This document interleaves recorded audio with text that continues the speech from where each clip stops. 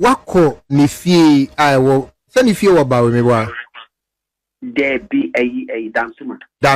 na wada mo you say you why busy there but what me akofie wa na wasmo biam na akofie Mako, that was Saturday no the police for nyina na ye call okay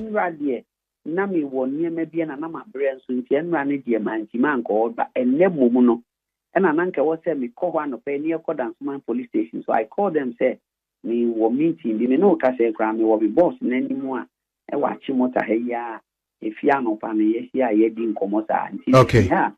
na me o mu be sia na wadaroma o muko fie no e ya passenger note bi to ho ano de yenya mo police ansana aha mempe de wo tro wo but just to know say e ya passenger note bi to ani anabia sabi Maybe you do on a note to the hotel on the tray, yes, and you are on a tray, and make this is ya. Mama, I'm sure Mammy Macako. No correct. Any more could yet long the nature. And not, but not know to be down by him say on a tray, you so be a better to any nature to yeah. Make me somebody and son of a boy. Make me somebody and son of a boy.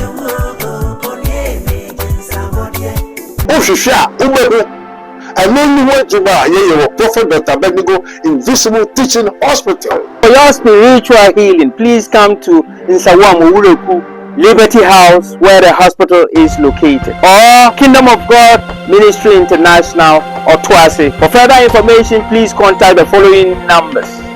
020-859-9576. Nana, Wadaroma, why you near Precupe? No one yariana. Nyare on Yare. Oko America na e waka krana no obo. Nti ono akra oko stage no de keno. We nipa bia ade bi bon fufu kaka na wa ye tenet ana minka say wa ye da o ti no oko America fra no according to yadamfo ba ko a o ho kan say o ene de mentima mamu show crowd because say me ho fa me. Nti wunya code na obo wa you could see yourself that home fa. Libita apart from that no Kedi ni yari bi se yari da ho ana se me de wan complain bi sa misisi ana mi ti ana mi what this kind of yari a me na shem so na wadaroma we de ma aya koye say atisem akeka but menya we de one wadaroma obetimi aboa class what no you be a or go through depression ana and no the sabi nipa nyina obia depression dey obia so kakra say any hardship kakra bi ana bi ekire wa so kakra obeye yi ke ye nipa bi a okọ depression mu kakra obetima hyedem be 2 weeks an he ko obia afre no kra onfa okọ depression mu kakra obetimi hyedem be 2 weeks ke betima hyedem be 2 weeks abantin grow be provided so we aduane wo ho and the maybe ko obekre ntem bi wa yi a social media the friend one won family two ka ko fie ho na ibo mu na ofie na fie e wo bodama na wo twetwe niama e cause fie and panic that no so so say we dey normal thing ya dey na sorry be say me yankona yankodi bufu na one vie na udi nkwasi asem na wu a get ehuna mani ye be che o mu afa na o kikan to bring the mind back and ye gina afro kan ye ko chinchini ya ko si say and I do twin can yeah no that was 3 years ago 4 years ago if you be ni a bia say and to be frank with all of us me who no na check a try because me na say me kana Ghana me Ghana ko kakra no maba kakra if you see to abawie ni ntino ye share dan hia ye be hia na phone so and on complaining ade bia say but the me tie no bi me say depression bi kakra nipa bia utimi kom bibi kakra bi to wa wan here obetimi aye but me no I'm not taking that serious. Okay, so if depression kwana and no bit mama no problem but me mean the actual problem and man no call that depression na yeah wako ni fie I will send if you about me wa there be a dansuman na wadaroma you say you why busy there but what me akofio na wasmo biam na akofio Mako, that was Saturday no the police for nyina na ye call ho okay na me wɔ nneɛma bi na ma brɛ nso nti ɛnura ne deɛ mantima anka ɔba ɛnɛ mom no ɛna nanka wɔ sɛ me kɔ hɔ anɔpɛ ne ɛkɔ Dansoman police station. So I called them say me wɔ meeting bi me no ka sɛ kra me wɔ me boss n'anim a ɛwɔ akyi mota ha yi a efi anɔpa me yɛsi a yɛdi nkɔmmɔ saa nti ha ɛna me ne ɔmo behyia na wadaroma o mu kɔ fie no ɛyɛ ampa sɛ ogya note bi to hɔ.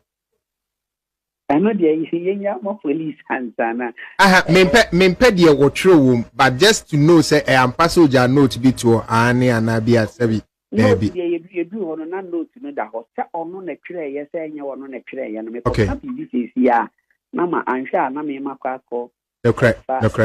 animu akɔdi akyire so ɔn dɛ mekyerɛ no na biribi wɔ hɔ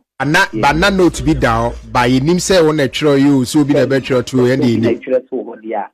sɛ obi na atwerɛ to hɔ dada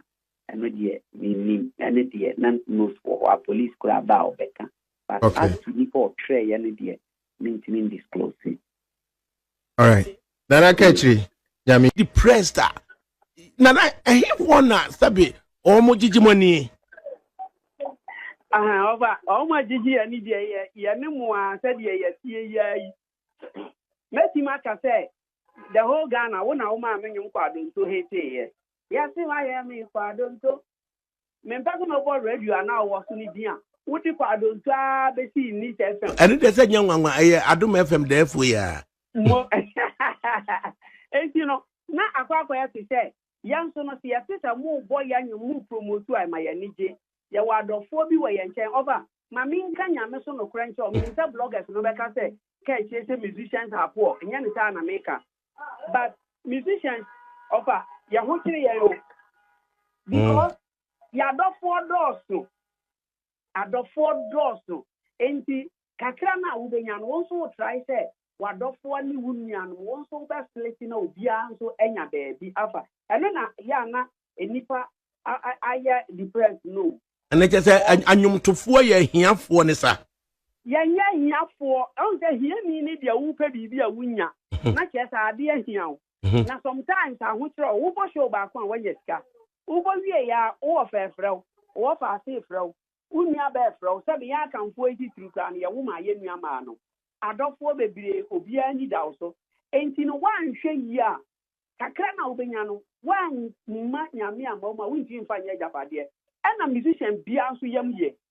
musician bia titakomapa because the nyame dia asoma no nda bia meka se ya Ghana ha anyumtofo sinikafo footballers no omagigi din no ya ye abofo amanyame a ye nso ne ye wa ha amanfo hwe ye nsia ye enti ne se wanhwe yi ade ketua bi ebetimi ama why you depressed.